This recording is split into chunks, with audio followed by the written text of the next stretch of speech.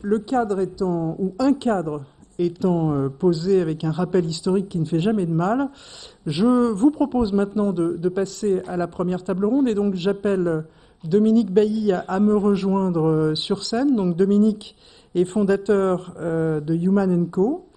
Et donc je t'en prie, prends place. Et donc il sera accompagné pour cette table ronde, et ils auront l'occasion de se présenter, par Bénédicte Tilloy, je commence par les femmes, euh, je t'en prie, Rémi Bourguignon, Stéphane Chevet et Patrice Emel. Merci beaucoup Sylvie, bonjour à toutes et à tous, très heureux d'être là. Alors cette table ronde, donc, elle est consacrée à la dimension communauté humaine et sociale, c'est-à-dire est-ce que l'entreprise peut rester une communauté humaine et sociale, et quel rôle va jouer la fonction RH là-dessus. Alors cette question, elle paraît un peu curieuse parce qu'en fait l'entreprise, c'est un modèle qui a été inventé à la fin, lors des révolutions industrielles de la fin du 19e siècle, et c'était le principe même de l'entreprise que de fédérer des salariés stables au lieu et à la place de relations transactionnelles avec des artisans ou des prestataires qui existaient auparavant. Donc c'est un peu consubstantiel à la notion d'entreprise. Alors pourquoi on se pose la question? Parce que les choses ont commencé à beaucoup bouger à partir des années 80, en effet, avec les grandes tornades de la digitalisation, de la mondialisation, de la financiarisation. Et à partir de ce moment-là, en effet, l'entreprise s'est considérablement transformée. Elle se transformait déjà avant, mais cette transformation est devenue permanente, continue. Et surtout, elle s'est faite souvent, mais pas toujours, mais souvent sans précaution par rapport à ce que l'entreprise représente comme patrimoine historique, comme valeur commune, comme identité collective. Et donc, ça a bousculé pas mal de choses. Par ailleurs, il y a eu la nécessité de s'adapter le plus possible dans un contexte de forte compétitivité aux conditions de marché. Donc on a eu tendance à spécialiser les cadres sociaux dans chacune des branches ou départements dans lesquels l'entreprise opère. Donc il y a là une sorte de fragmentation qui s'opère, fragmentation sectorielle. Et puis il y a enfin l'individualisation, c'est-à-dire le fait de concevoir de plus en plus, donc Pascal en parlait, la relation comme une relation one-to-one, avec un aspect un peu de marketing, et cette tendance à concentrer l'action de la fonction RH sur les talents, et donc à finalement apporter une attention à une partie de la population et pas toute la population salariée. Donc double fragmentation sectorielle et puis sociale, auquel s'ajoute le fait que, petites ou grandes, les entreprises évoluent dans des écosystèmes de coopération, de partenariat, et forcément, donc, les statuts se croisent, les identités se croisent, les frontières deviennent plus floues. Alors, plus récemment, et on est en plein là-dedans, on a tout ça en tête, il y a eu le déploiement complètement inattendu à cette dimension du télétravail, de ce qu'on appelle maintenant le travail hybride. Et le télétravail, ça a eu un effet considérable au regard de cette notion de communauté sociale, c'est-à-dire que ça a remis en cause ce pilier qui était l'unité de temps et de lieu. Puisque traditionnellement, on avait organisé le travail autour des machines, en regroupant les salariés au même moment, dans les mêmes locaux. Et même lorsqu'il n'y avait pas de machine, d'ailleurs, on avait exporté ce modèle de la manufacture sur les activités de service. Et donc, c'est dire que ce développement du travail hybride secoue considérablement cette notion de communauté sociale et humaine. Alors, voilà la question, c'est-à-dire est-ce qu'on se dirige vers des entreprises sans communauté sociale et humaine, des entreprises si ouvertes, si évolutives, si diversifiées dans leurs activités comme dans leur forme d'emploi, qu'elles peuvent finalement se passer d'un sentiment d'appartenance ou d'un cadre social commun, ou est-ce qu'au contraire, toutes ces secousses, ces remises en cause, elles exacerbent le besoin de proximité, le besoin de relations humaines, et que on va voir se redévelopper des formes plus actives de mise en lien et la fonction RH là-dedans. La fonction RH, elle était précisément, comme le management d'ailleurs, été inventée à l'époque pour faire vivre cette communauté de salariés, c'est le service du personnel. Et donc, si la fonction RH, cette notion de communauté a tendance à se dissoudre, eh bien, quel rôle va jouer la fonction RH? Est-ce que c'est finalement la fin, ou au contraire, c'est l'occasion d'un renouveau pour la fonction RH? Alors, ce sont des vastes questions, on en a conscience, mais je suis extrêmement bien entouré. Et avec toutes ces compétences, on va pouvoir, je l'espère, y répondre tous ensemble et avec vos questions. Alors, je vous présente donc les panélistes qui m'entourent. Dans l'ordre alphabétique, Rémi Bourguignon. Alors, Rémi est professeur des universités à l'IAE Paris-Est, qu'on appelait jusqu'à présent l'IAE de Créteil, Paris-Créteil, c'est ça? Gustave Eiffel, voilà, c'est ça, pardon, Gustave Eiffel. Et Rémi est un très bon spécialiste des questions de régulation sociale qu'il aborde sous l'angle et du point de vue des sciences de gestion.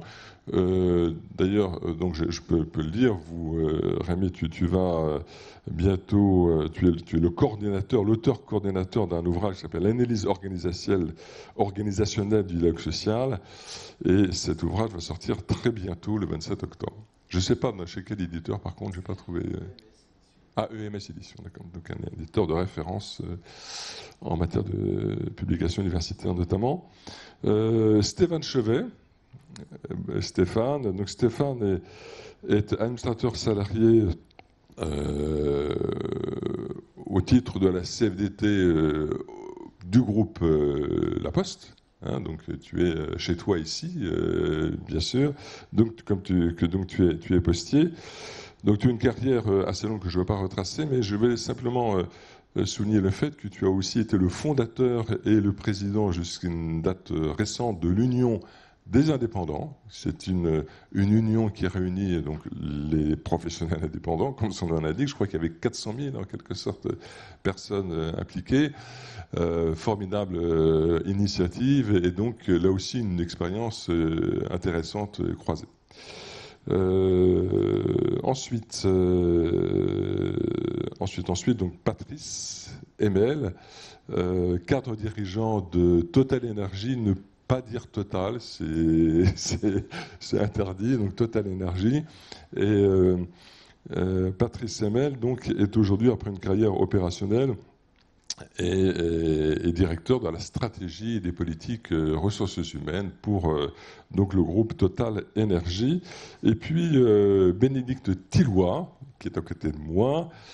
Bénédicte, elle est donc cofondatrice et DG de Ask for the Moon, donc une start-up, mais auparavant, Bénédicte a une longue carrière au sein de la SNCF, en particulier comme patronne du Transilien, et puis aussi en tant que DRH. Et donc, ce qui est formidable, c'est qu'elle a cette capacité à nous faire partager une expérience à la fois de la très très grande entreprise publique et des toutes petites entreprises qui sont en évolution constante. Voilà.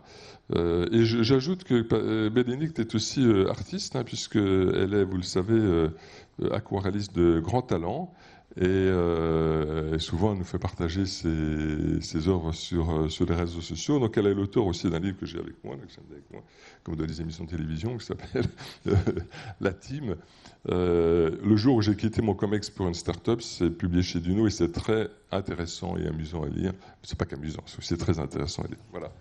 Donc, on démarre cette table ronde, et en ce qui me concerne, donc moi, je suis le fondateur et animateur d'un centre de réflexion et de prospective et d'un réseau d'experts sur les transformations du XXIe siècle. Voilà. Alors, on commence tout de suite avec vous, Patrice.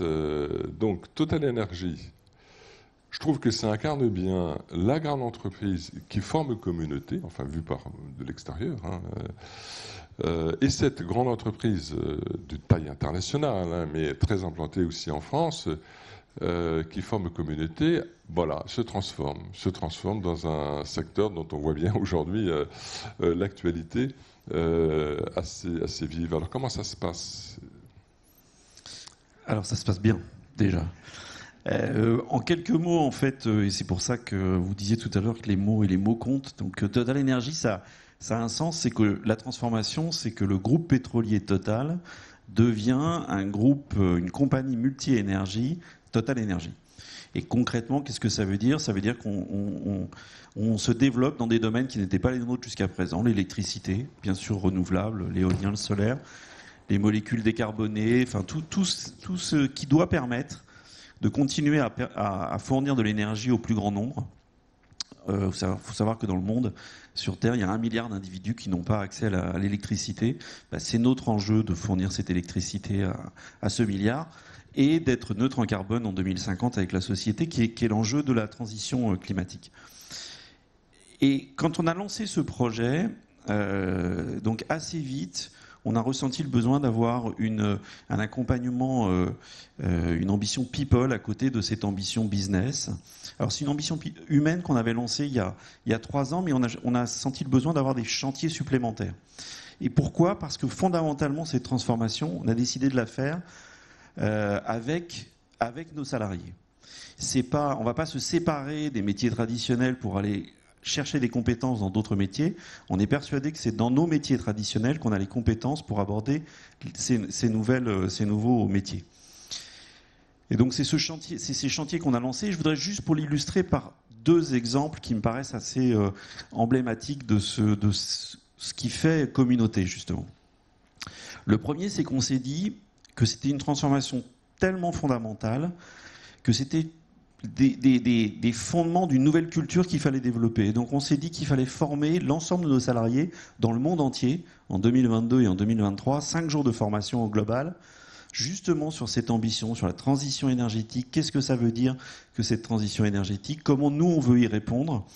Et puis sur l'électricité, qui est un métier qu'on ne connaissait pas et sur lesquels on veut se positionner. Et cette formation, elle est faite en interne, 100% en interne, et elle est donnée. Les formateurs, ce sont nos managers, ce sont les dirigeants, ce sont les managers. Donc c'est vraiment quelque chose qui doit nous permettre de créer du corps, de créer de la culture, une culture commune autour de cette transformation. Et le deuxième exemple pour illustrer ça, c'est on a lancé un grand chantier autour des compétences. Alors on a tous lancé plein de chantiers sur les compétences. En règle générale, en fait, dans les chantiers sur les compétences, on a tendance à isoler des métiers pour voir justement ce qui est spécifique dans ces métiers, alors que là, notre démarche, c'est justement de rassembler. Puisqu'en fait, on veut faire des passerelles entre des métiers d'aujourd'hui et les métiers de demain, c'est-à-dire de faire d'un ingénieur réservoir un ingénieur qui sera capable de modéliser du vent, de faire d'un géologue quelqu'un qui sera capable de travailler sur le stockage du CO2. C'est justement des passerelles qui nous intéressent, des passerelles de formation qui nous intéressent de construire. Et pour ça, il faut se doter d'un outil qui permette de trouver nos proximités entre les métiers. Et donc là, on a abordé la démarche compétences sous ce biais-là. Donc c'est presque un nouveau langage qu'on est en train de se créer. Alors c'est du globish, hein, c'est pas un langage très évolué, mais c'est un langage qui nous permet de trouver du lien entre nos métiers parce qu'on veut construire ces passerelles de nos métiers d'aujourd'hui vers les métiers de demain. Voilà des exemples concrets de comment la fonction RH accompagne cette transformation. Et tout ça en responsabilisant beaucoup les salariés aussi dans ces démarches-là. Oui, effectivement, et ce que je disais tout à l'heure, il y avait une ambition humaine qu'on avait lancée il y a 3 ans. En fait, elle avait, pour faire très simple, elle avait comme ambition de mettre au cœur du système 2 personnes qui, au bout du compte, n'étaient pas tant au cœur du système de notre ambition humaine, qui étaient le salarié et son manager. Et notamment le salarié, historiquement, la mobilité interne a toujours été pour nous le premier vecteur de développement des compétences. C'est quelque chose de très important chez nous, mais elle était très pilotée. Aujourd'hui, c'est devenu un processus de recrutement interne. C'est-à-dire que c'est le salarié et le manager qui organise cette mobilité. C'est le salarié qui postule, c'est le salarié qui explique pourquoi il est intéressé par le job, et c'est lui qui devient acteur de son propre parcours professionnel. Et donc on parle plus d'ailleurs de recrutement que de mobilité, finalement. Exactement, oui. Et Honnêtement, avec le recul, on pense que si on n'avait pas lancé ce projet il y a 3 ans, on n'aurait pas préparé les esprits aussi à travailler sur le projet d'aujourd'hui.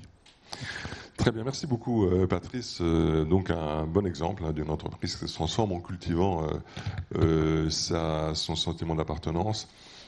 Stéphane, c'est un peu aussi le cas de la Poste, c'est-à-dire la Poste, on en a tous une bonne image dans nos activités quotidiennes, mais enfin c'est un groupe international, multimétier, avec des grandes différences. Alors, quel est ton point de vue sur la façon dont on peut faire vivre cette grande, vaste communauté de postiers français et internationaux? Oui, en effet, la Poste, c'est comme beaucoup d'autres entreprises, une entreprise en forte transformation. Elle n'échappe donc pas à la règle de toutes les grosses entreprises historiques. Et pour se transformer, finalement, elle s'est filiarisée et elle est devenue un groupe multiforme, un groupe multimétier. On pourrait dire presque qu'on est passé d'un monde industriel à un monde serviciel, avec tout ce que cela implique derrière. Et la question finalement, c'est pour rester une communauté humaine, il y a une nécessité de se reposer ou de se poser sur un socle commun. Et de pouvoir répondre à la question, ça veut dire quoi être postier, tout simplement. Comment est-ce qu'on continue à faire vivre cette notion de tiers de confiance dans un groupe qui se transforme, et ça veut dire rester vigilant finalement sur les distorsions entre, j'allais dire, les catégories de postiers. À la fois la maison mère qui correspond aux activités historiques, les différentes filiales avec ses activités de banque assurance, de logistique, mais aussi les différences de statut entre les fonctionnaires, les salariés évidemment, les auto-entrepreneurs, voilà, toutes les personnes qui peuvent intervenir dans ce groupe. Et donc, faut reprendre notre histoire, réapprendre qui nous sommes. Alors, il se trouve que le gros avantage, c'est que la Poste s'est dotée d'une raison d'être. C'est ça. Et que finalement, le fait de s'interroger et de devenir une entreprise à mission, ça permet aussi de se réapproprier son histoire. Mmh. Il y a d'autres outils évidemment qui permettent, au-delà des questions en interne, il se trouve que je suis porte-parole auprès de la Commission européenne sur l'évolution du secteur poste et logistique, et on s'est interrogé avec l'ensemble des acteurs postiers européens et avec la Commission européenne sur ce que pouvaient être les entreprises postales à horizon 2030. En créant un certain nombre de scénarios, 5 scénarios différents, en fonction d'un certain nombre d'indicateurs, et permettant en fait de pouvoir se poser la question des métiers, des compétences pour demain, et donc, 1, réinterroger l'histoire, 2, retrouver un socle commun, et 3, à l'intérieur de cela, penser le monde de demain avec les acteurs. On peut d'ailleurs penser que la Poste n'aurait pas réussi toutes ces évolutions et toutes ces transformations s'il n'y a pas eu ce socle. Enfin, le socle, un peu comme vous le disiez pour Total, c'est le levier pour réussir ces transformations. Enfin, parce qu'il y a au-delà... C'est vrai qu'entre un banquier et un manager colis en Slovaquie et puis un facteur, voilà, c'est pas tout à fait la même vie, c'est pas tout à fait le même environnement, mais c'est vrai qu'il y a un sens commun dans cette grande entreprise. Et c'est vraiment intéressant. Merci Stéphane. Je donne la parole tout de suite. On a un timing effectivement un peu serré, vous savez, donc voilà, à Bénédicte. Alors Bénédicte, deux univers. Comment ça se joue là, cette notion de communauté dans ces deux univers si différents que tu connais? Ça marche tout seul. Peut-être juste avant de répondre. Oui. en fait, ma vie d'avant, quand j'étais DRH à la SNCF, j'avais l'impression que mon travail quotidien, ça consistait à essayer de desserrer des étaux un peu technocratiques pour laisser respirer les gens et leur permettre d'être à l'initiative. En tout cas, j'avais cet espoir-là. De libérer un peu. Enfin, voilà, exactement. Et ma vie d'aujourd'hui, c'est presque l'inverse, c'est-à-dire dans un univers où l'autonomie est immense et l'initiative est considérée comme la culture de base. Mon souci, c'est d'arriver à mettre un minimum de process pour ne pas refaire à l'identique des choses qui, en fait, peuvent être un tout petit peu reproduites avec méthode. Ne pas être en brouillon permanent, quoi. Et alors, du coup, je suis parfois, je me dis, c'est quand même incroyable qu'ayant passé ma vie entière en tant que cheminote à desserrer des étaux, je me retrouve aujourd'hui à obliger les gens, parfois, à se mettre un peu dans les questions de process. Ça râle parfois. Et en fait, par rapport à la question de la communauté que tu posais, ma conviction, c'est qu'en fait, il n'y a pas de communauté s'il n'y a pas de débat. Et il y a toujours du débat dans l'entreprise, et en fait, il y a plein de débats dans une entreprise qu'on peut qualifier de libérée, dans laquelle je travaille aujourd'hui. Il y en avait beaucoup à la SNCF, et du temps, la SNCF, ça me saoulait. C'est-à-dire, j'avais l'impression de perdre une énergie dingue à expliquer, réexpliquer, me prendre des réflexions, entendre des déclarations qui n'en finissaient pas dans les CSE, qui s'appelaient à l'époque encore les CE. Et je rêvais d'un moment, d'un endroit où les choses étaient totalement alignées. Et puis j'ai réalisé, en partant, et notamment quand j'ai vu les gilets jaunes dans la rue, je me suis dit, l'entreprise, en fait, est un lieu politique. Il faut l'assumer. Et c'est important qu'on crée des espaces de débat. Et il n'y a pas de transformation sans débat. Il n'y a pas de réappropriation, finalement, d'un projet si les gens ne sont pas capables de le réinstaller dans leur propre logique. Et tant pis si elle nous dérange. En tout cas, le fait de pouvoir avoir droit à la parole et l'exprimer, c'est important. Et donc, je ne sais pas si j'ai répondu à la question, mais en tout cas, le fait de quitter cet univers de cette grande entreprise m'a fait relire en fait cette histoire et me dire que nous avons la responsabilité, alors je ne sais pas si c'est les RH, les managers, les patrons, peu importe, les organisations syndicales, en fait, d'autoriser le frottement, parce que c'est par le frottement et le débat que la transformation culturelle se fait. Sinon, quand on a un alignement trop parfait en disant qu'on veut une transformation culturelle, je trouve que ça fait un peu peur, en fait. Parce que changer la culture, déjà, c'est un truc qui est long. La culture, elle change, mais elle se décrète. On ne décrète pas de la changer, sinon il y a un petit côté un peu homme nouveau. Enfin, ça me fait... Enfin, bref. Je ne sais pas si j'ai répondu à ta question. Si. Ouais, moi, ce que je retiens, ce qui est vraiment important, c'est que le conflit, c'est pas l'ennemi de la communauté. Exactement. C'est presque sa condition. C'est-à-dire que ça fait voilà. Et ce qui est finalement, tu as connu deux expériences, l'une dans un grand groupe où l'alignement il est plutôt, on va dire effectivement un peu bureaucratique. Difficile et bureaucratique. Voilà. Et puis la start-up où l'alignement il est plutôt culturel. C'est-à-dire qu'il y a quand même des codes de fonctionnement. Absolument. Il y a des choses qui, on s'en voilà. Et dans les deux cas, il y a un danger finalement, c'est d'être trop aligné. Il faut maintenir un espace de débat. Et ça, c'est vraiment important et ça ne va pas de soi, puisqu'il y a eu effectivement cette tentation pendant un certain temps de faire disparaître le conflit de l'entreprise, en espérant qu'effectivement il y ait une telle convergence d'intérêts à la fin qu'on pouvait faire l'économie du conflit et donc du débat. Et comme tu le dis très justement, si le débat ne s'exprime pas dans l'organisation, il a tendance à s'exporter.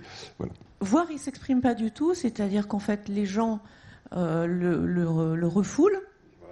Voilà. Et c'est là qu'on a tous les burn-out et tous les RPS et tous les risques en fait qu'on a appelé avec cet affreux mot de RPS. C'est-à-dire finalement le fait de ne pas se sentir bien et de ne pas avoir l'espace en fait pour pouvoir le dire. Je trouve que ça c'est vraiment en plus, je peux d'autant plus témoigner sur cette question que je l'ai d'ailleurs fait dans le cadre d'un papier que j'ai fait pour Welcome to the Jungle. Moi, j'ai été responsable d'un burn-out. J'ai été responsable d'un burn-out et j'en avais absolument pas conscience. Et je trouve que c'est contre-culturel et sans doute contre-intuitif de dire il faut du débat, et je saisis cette opportunité qui m'est donnée d'avoir un public pour le dire.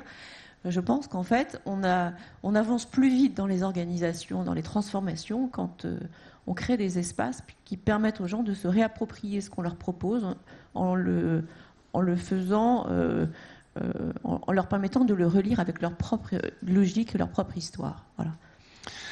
Merci beaucoup, Bénédicte. Rémi, on a eu souvent l'occasion d'évoquer ces questions-là, du conflit, de l'histoire de la régulation sociale. Et justement, toi, finalement, tu vois la communauté comme la résultante d'une réponse à une menace, si j'ai bien compris. Il y a un aspect un peu dialectique là aussi.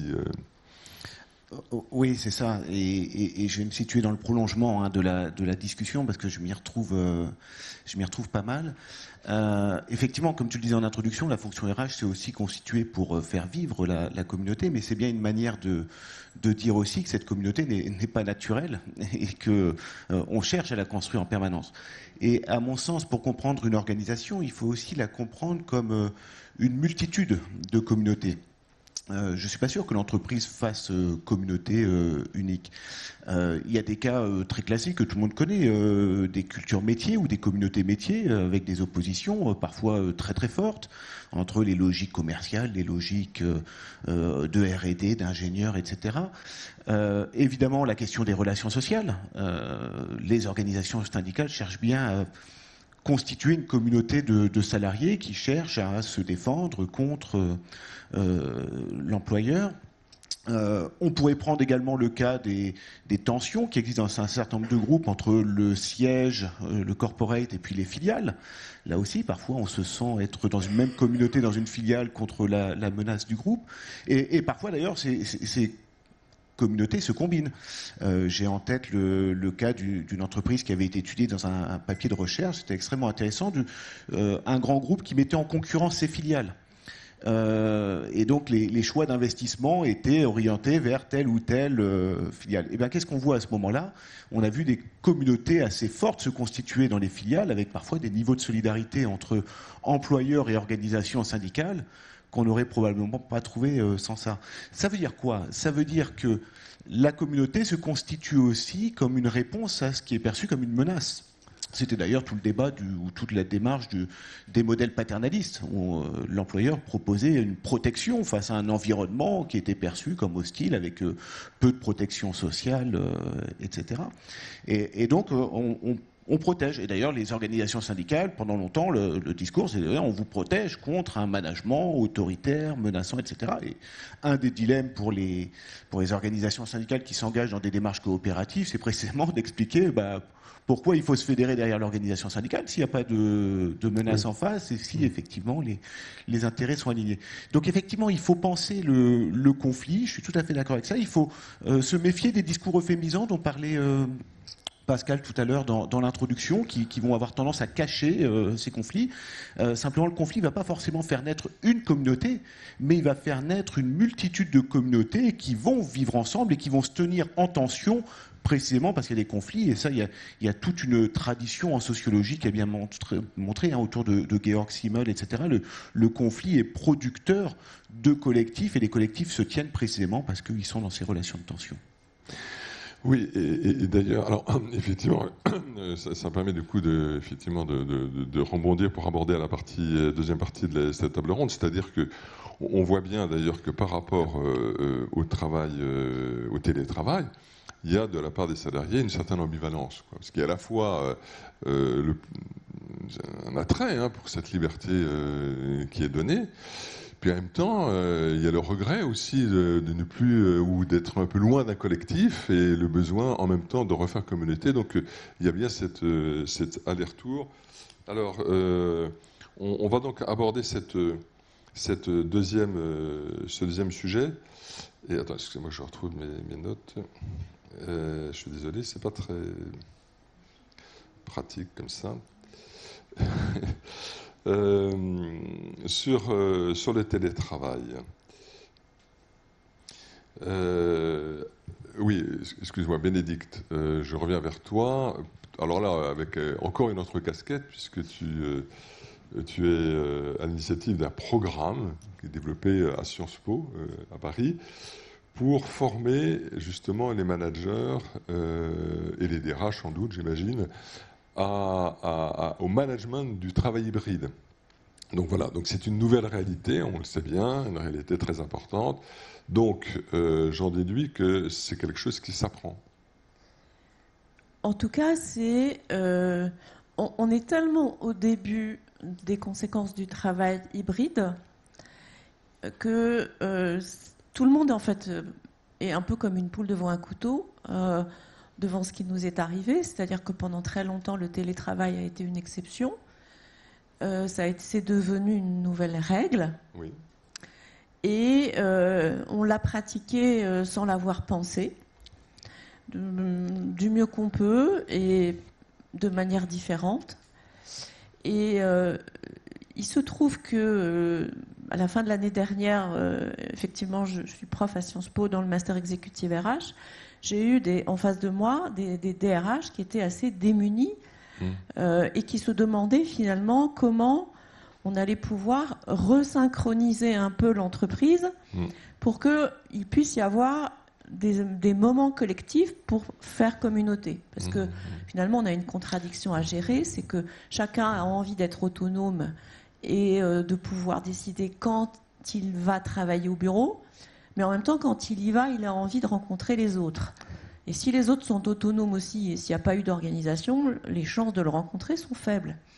Donc, il faut recadencer, mais la question est quelles règles, comment les organise-t-on ? Il y a des expérimentations à conduire. Et mon expérience, c'est quand on conduit des expérimentations avec le cobaye qui est le salarié, il est indispensable en fait de se doter de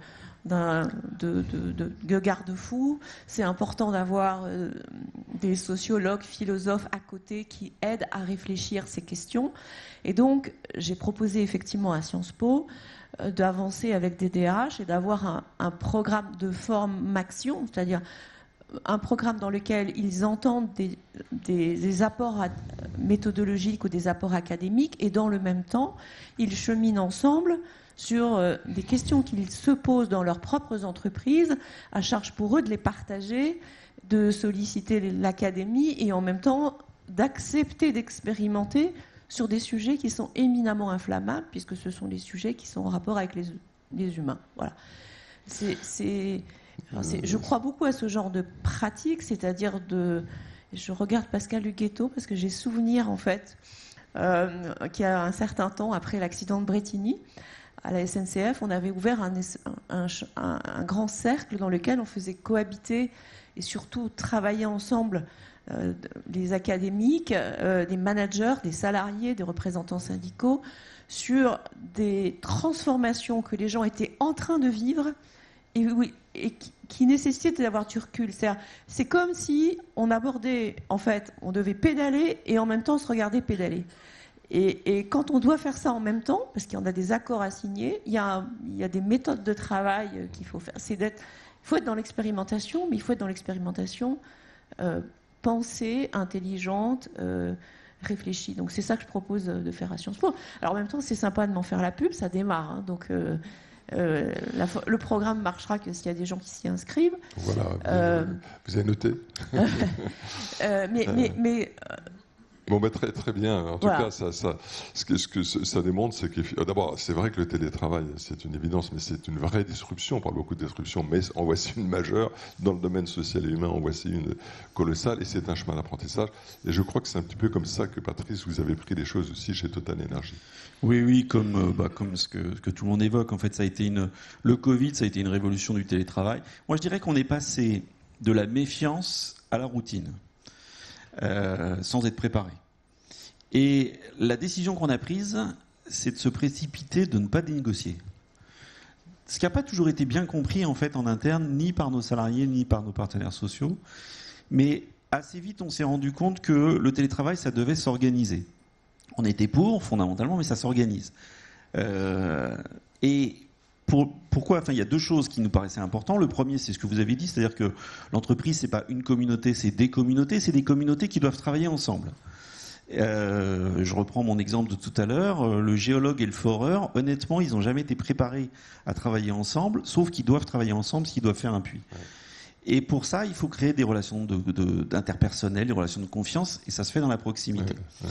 Je pourrais évoquer l'innovation de la même façon. Je pense que l'innovation naît plus à côté de la machine à café que seul dans son bureau.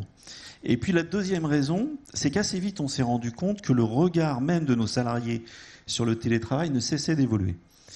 Je le disais, on est passé, avant le Covid, d'une forme d'exception de méfiance. Juste après le premier confinement, c'était la panacée.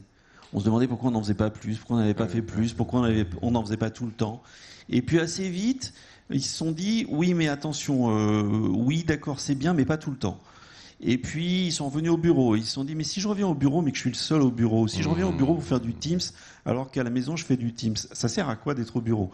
Donc, ils ont repensé aussi le pourquoi je suis au bureau avec les autres. Merci. Et nous, on a intimement pensé que c'était important qu'ils expérimentent, qu'ils cheminent, qu'ils se fassent leur propre philosophie, que les équipes, même d'ailleurs, c'est du collectif avant d'être de l'individuel, fassent sa propre expérimentation. Et on voit bien même d'ailleurs que ça va plus loin que le télétravail. C'est toute une réflexion sur l'organisation du travail, sur le temps de travail, sur le rapport, enfin, le temps étant une ressource précieuse pour tout le monde. Et on a donc pensé qu'il n'était pas urgent de négocier, de laisser faire toutes ces expérimentations, de les organiser, de faire des écoutes régulières. Et je pense que là, aujourd'hui, on a pas mal cheminé et qu'on est beaucoup plus prêt pour effectivement entrer dans une phase de discussion, de négociation, plus large que le télétravail d'ailleurs. Vous allez la démarrer, cette phase de... Oui, probablement dans les semaines qui viennent, mais je pense d'ailleurs qu'elle sera plus large que sur la seule notion de télétravail. C'est plus une réflexion sur la flexibilité du travail, sur l'organisation du travail, que sur le seul télétravail. D'autant que le télétravail, c'est les cadres, c'est les OETAM aussi, mais dans les bureaux, c'est pas tout le monde. C'est pas tout le monde. Voilà. Alors c'est effectivement, c'est pas tout le monde et alors justement, je voulais là enchaîner avec Stéphane parce que un facteur, c'est pas commode pour faire du télétravail.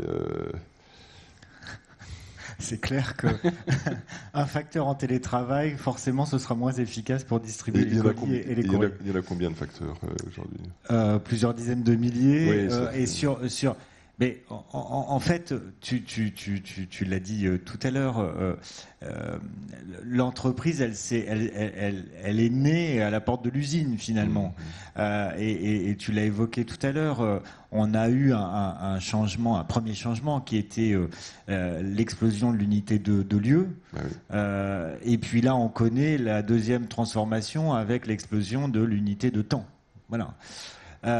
Après, la question du télétravail, elle n'est pas nouvelle.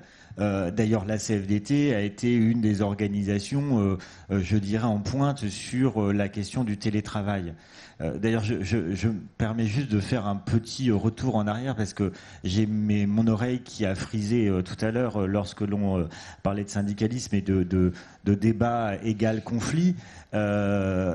Évidemment, je ne pense pas que ce soit tout à fait la bonne technique et c'est un raccourci peut-être un peu rapide. Oui. C'est un raccourci peut-être d'autant plus rapide que le débat parfois évite justement le conflit et le débat justement construit le progrès social et que sur la question du télétravail justement il n'y a pas eu assez de débat.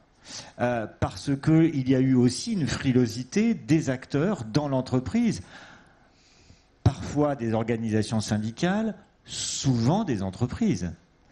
Et qu'il y avait dans certaines entreprises, alors évidemment je ne parle pas de la Poste, mais un raccourci entre télétravail et télé.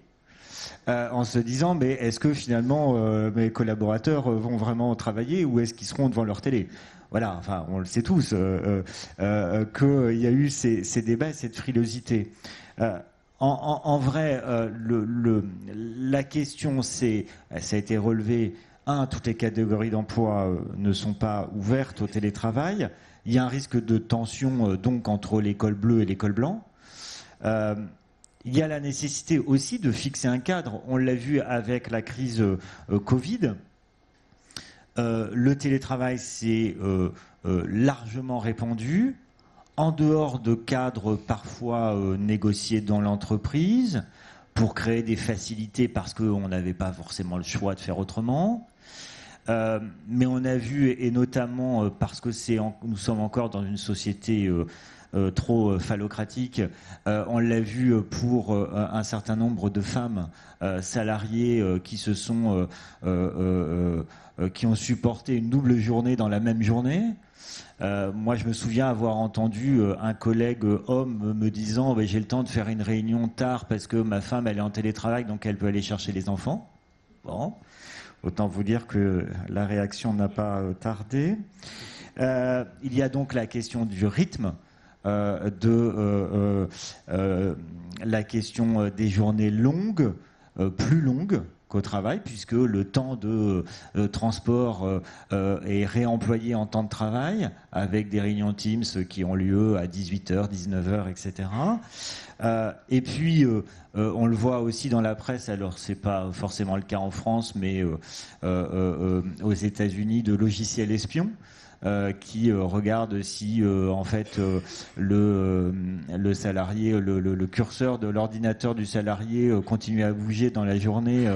Et évidemment, un salarié qui réfléchit, parfois ça peut être vu comme un danger dans l'entreprise. Donc voilà, il y a toutes ces questions-là et la nécessité du cadre. La nécessité du cadre négocié. Et je dirais... En sortant peut-être même du cadre innovation égale progrès social. Parfois, l'innovation n'est pas un progrès social, n'est pas un progrès tout court d'ailleurs. Je prends l'exemple de la poussette.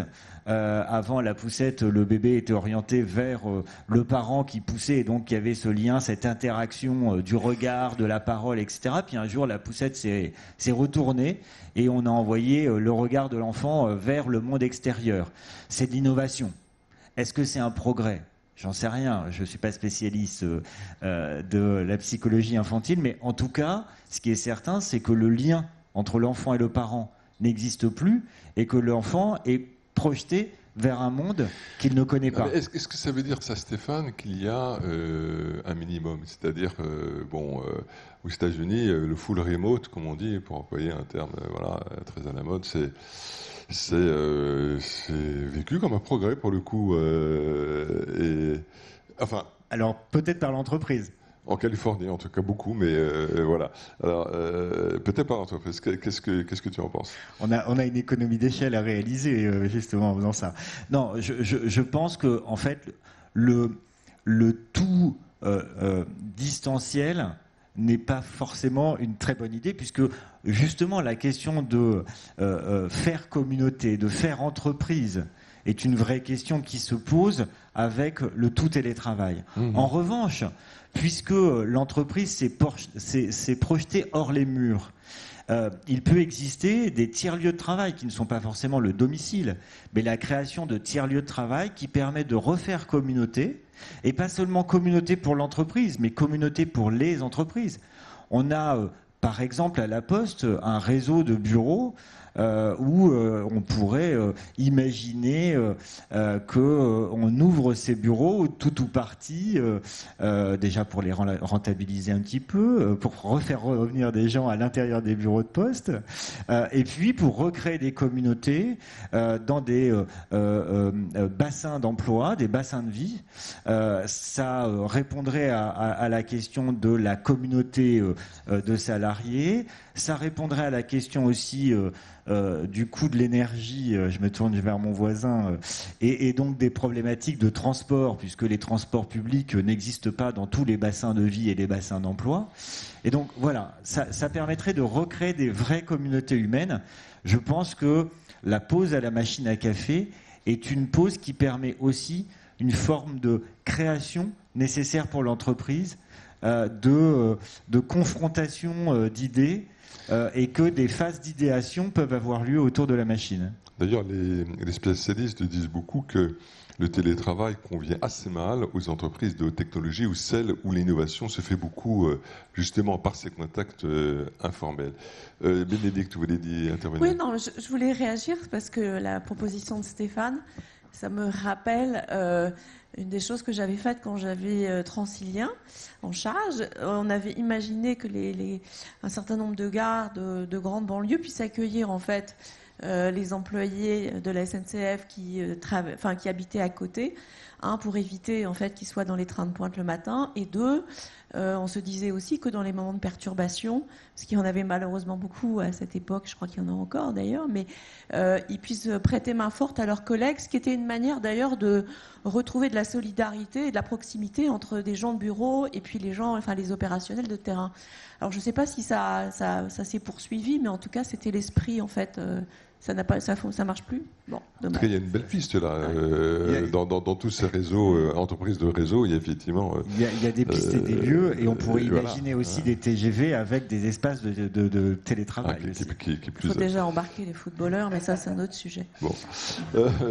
Rémi, rapidement. Non, enfin pas rapidement, parce que c'est rapidement, mais on va essayer de se contenir il va nous rester 12 minutes, mais sur quand même cette question qui est importante, c'est que on a parlé des facteurs, des cols blancs, des cols bleus. Effectivement, il y a des populations éligibles, d'autres qui ne le sont pas, à tel point que le télétravail est devenu presque un avantage social. Comment on peut gérer ça, cette fragmentation-là?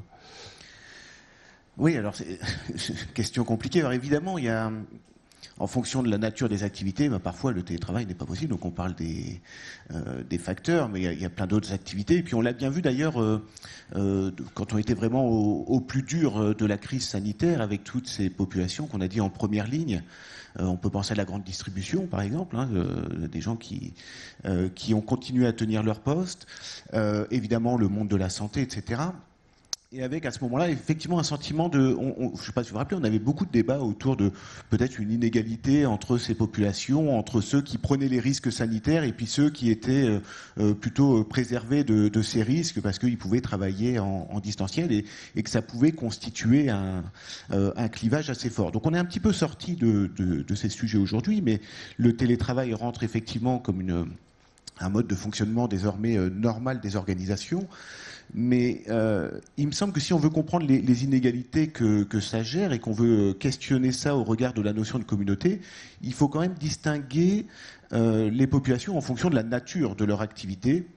Et avec un clivage qui en réalité est assez ancien et assez classique, c'est les personnes qui ont un travail très prescrit et puis les personnes qui travaillent avec une certaine autonomie, avec une dose de coopération, de collaboration avec des collègues. Alors pour cette seconde catégorie, on l'a dit, il y a des ajustements qui s'opèrent. Est-ce que c'est total distanciel? Est-ce que c'est en 2 ou 3 jours par semaine? Alors on va calibrer, on va ajuster les paramètres. Est-ce qu'il faut caler les rythmes pour qu'il y ait un moment où tout le monde puisse se voir? Enfin là, il y a tout un tas de discussions comme ça dans les entreprises. Mais j'ai envie de dire, on est sur de l'ajustement et du paramètre sur ces populations-là.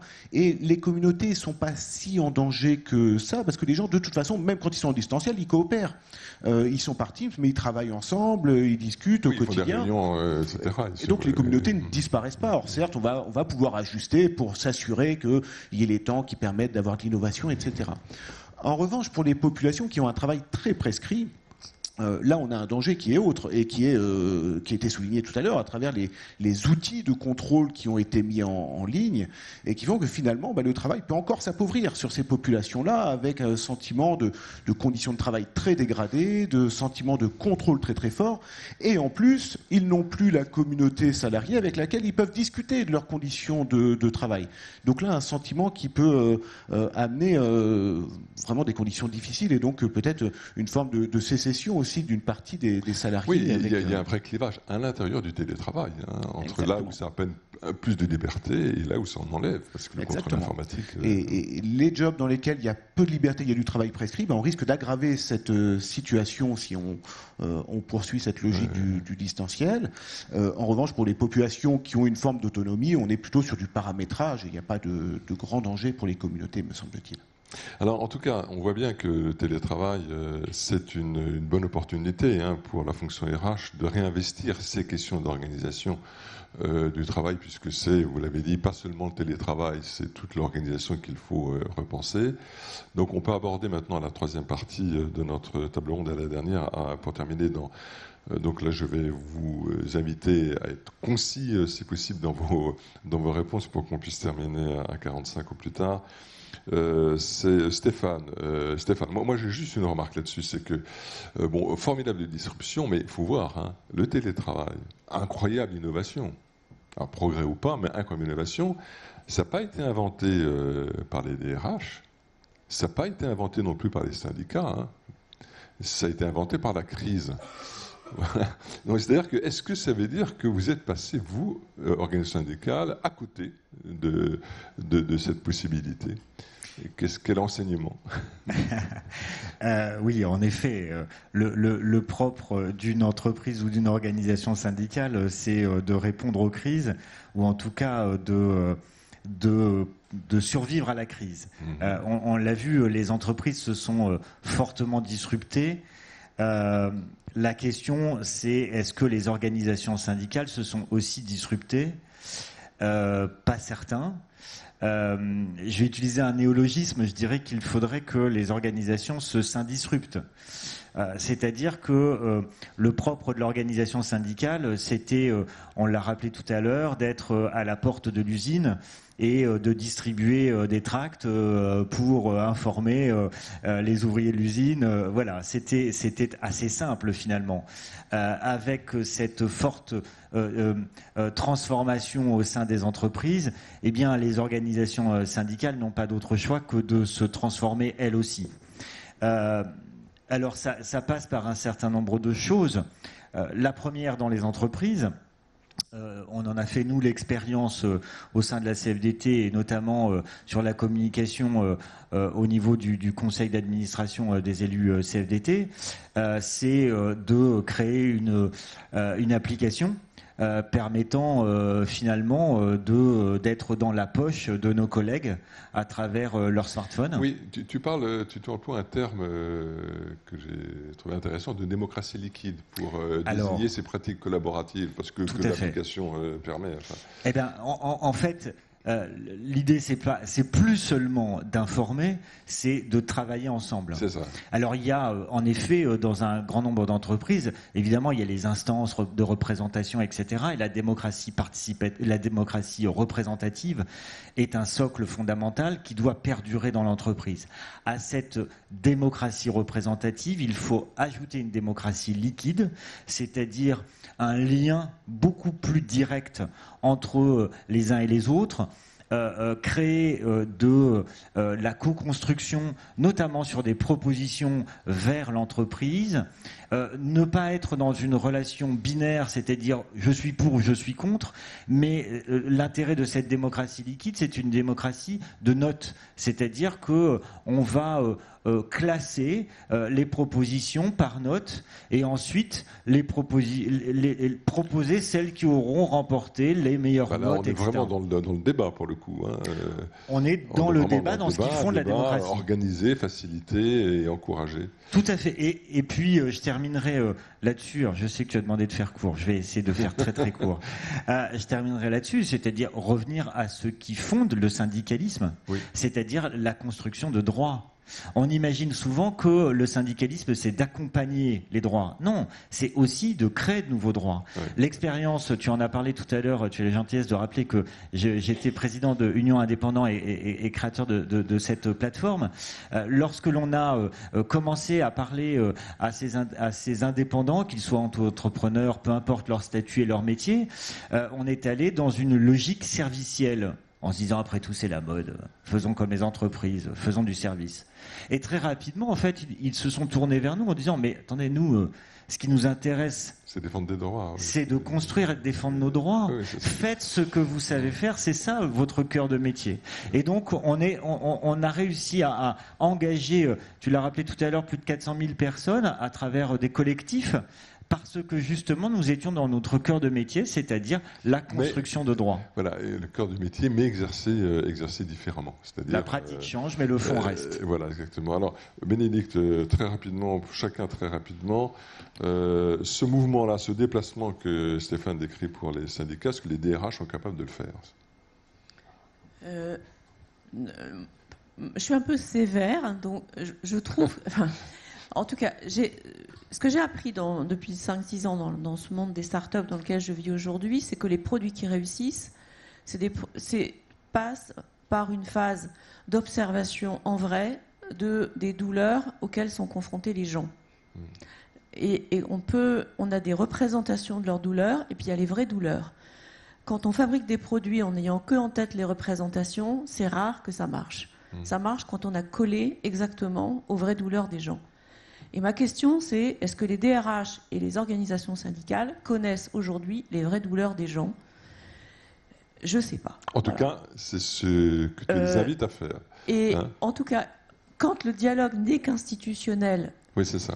En fait, on est hors sol par rapport aux vraies douleurs des gens. Exactement. Et c'est une remise en question de se confronter aux vraies douleurs des gens, parce que parfois, on les croit à un endroit, elles ne sont pas là, elles sont ailleurs. Et donc ça suppose en fait de vraiment les observer dans leur contexte professionnel, et c'est pour ça que c'est bien de réentendre parler du travail et de se questionner sur le travail, c'est-à-dire si on ne va pas observer le travail, on ne sait pas en fait de quoi il est question effectivement. Alors je dis ça d'autant plus volontiers que As for the Moon, c'est une appli dans un contexte professionnel, notamment pour les métiers de l'industrie. Je prends un exemple très rapide. Quand les gens ont des gants, vous voyez, ils ne savent pas utiliser de logiciel. Donc si vous n'allez pas les observer sur leur lieu de travail, on s'en rend pas compte. Vous n'en vous en rendez pas compte. Et vous pouvez avoir des débats sans fin sur le logiciel. Voilà. Toujours est-il qu'il faut expérimenter, ça nécessite d'expérimenter, d'aller réobserver et d'aller réobserver ensemble. Voilà, je n'ai pas le temps d'aller plus loin. Oui, mais je suis désolé, c'est un peu frustrant, mais là, il faut qu'on conclue. Rémi, ton sentiment par rapport à ce mouvement démocratie locale, liquide, et pour les DRH, aller vraiment au contact, etc. Et tu y crois, ce déplacement ? Ils sont capables ? Ils vont le faire ? Alors, ils en sont capables. Si la question, c'est de savoir si on sait faire... je pense que globalement, oui. Les entreprises savent faire beaucoup de choses en termes de gestion des ressources humaines et sont assez solides. La question, c'est plutôt est-ce qu'il y a une réelle volonté de le faire.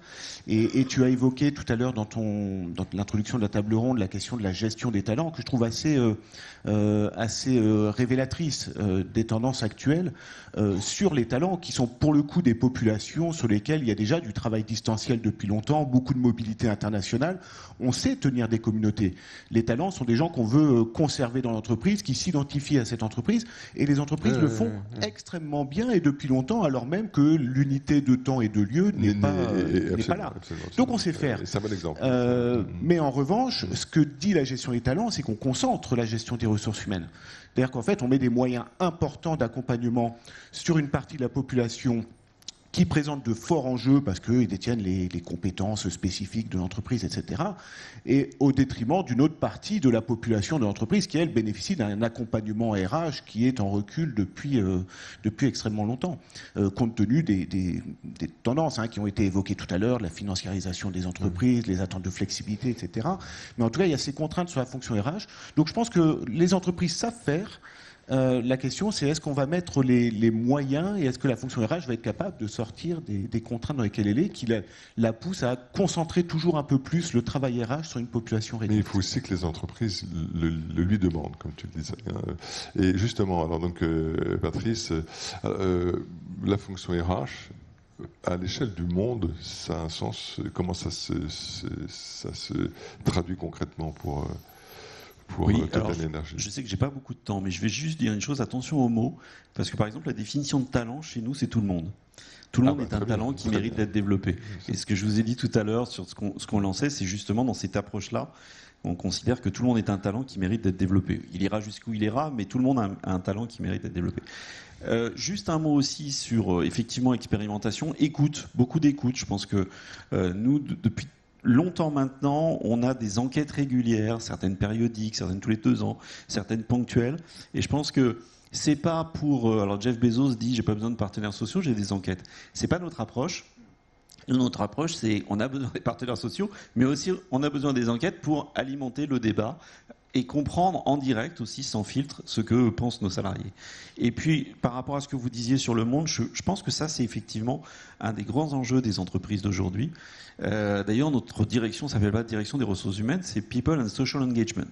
Je suis désolé pour l'anglicisme, mais ça dit aussi des choses. Et aujourd'hui, ce qu'on nous demande en tant qu'entreprise mondiale, c'est de signer aussi des accords mondiaux, des engagements mondiaux. Ce qui ne veut pas dire qu'on nivelle tout le monde par le bas, parce que bien évidemment, partout où l'engagement est meilleur, il reste, mais on s'engage aussi à ce que tout le monde ait les mêmes, enfin quelque part, ait des droits communs. Et on l'a fait sur l'assurance vie, on l'a fait sur la santé. Là, on est en train de le faire sur les congés parentaux avec une logique de parents neutres. Donc c'est pas le père et la mère, c'est le parent 1 et le parent 2. Et on veut s'engager pour que partout dans le monde, le parent 1 et le parent 2 aient les mêmes droits. Donc je pense que oui, c'est un enjeu important pour toutes les entreprises aujourd'hui. Merci beaucoup Patrice et merci à vous tous. Il est